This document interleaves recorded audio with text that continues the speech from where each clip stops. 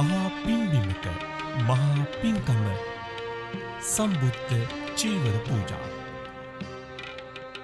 ඓතිහාසික කතරගම කිරිවිහෙර කටින චීවර පූජා පුණ්‍ය මහෝත්සවයේ පූජනීය උතුම් කටින චීවරය සුවහසක් සැදැහැවතුන්ට සියතින්ම ස්පර්ශ කොට වන්දනාමාන කිරීම උදෙසා ගම් දනව් පුරා සිදු කෙරෙන දීර්ඝ වීථි සංචාරය.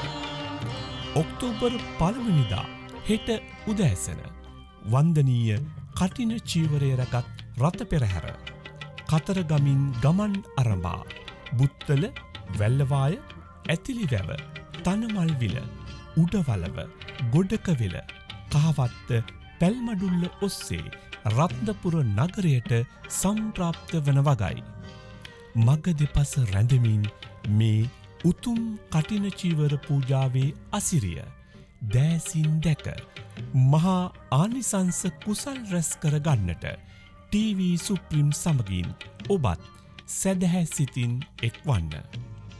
බැතිබර දායකත්වය බුත්තල ප්‍රාදේශීය සභාව, වැල්ලවාය ප්‍රාදේශීය සභාව, ඇතිලිවැව ජාතික පාසැල, බ්ලූ මයින්ඩ් හෝල්ඩින් පුද්ගලික සමාගම රත්නපුර.